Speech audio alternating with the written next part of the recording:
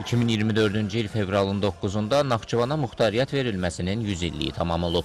Bu münasibətlə ölkəmizdə müxtəlif tədbirlər təşkil olunur. Bu dəfə muxtariyyətin qazanılması yolunda aparılan mübarizə Araz sahilində doğan günəş tamaşasında öz əksini tapdı. Akademik Rus Dram Teatrında nümayiş etdirilən tamaşaya rejissor Mirqabil Əkbərov quruluş verib.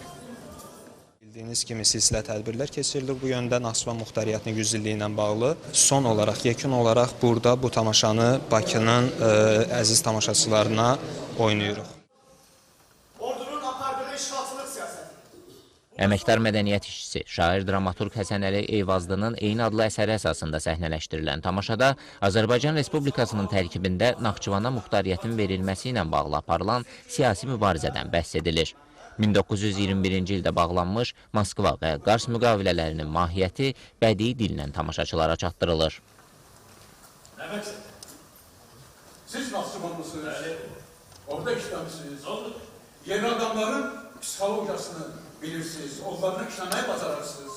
Atatürk obrazını canlandırıram. Çalışmışam ki, o zaman Atatürk'ün göstərdiyi, belə deyək ki, cəhdlər, gördüyü işlər bu tamaşada əks olunsun.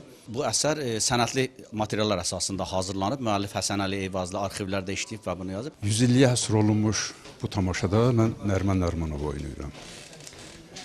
Nəriman Nərimanov böyük şəxsiyyətdir həqiqətən də. Tarixi şəxsiyyətdir. Qars müqaviləsinin bağlanmasında Nəriman Nərimanovun çox böyük, çox ciddi rol olub.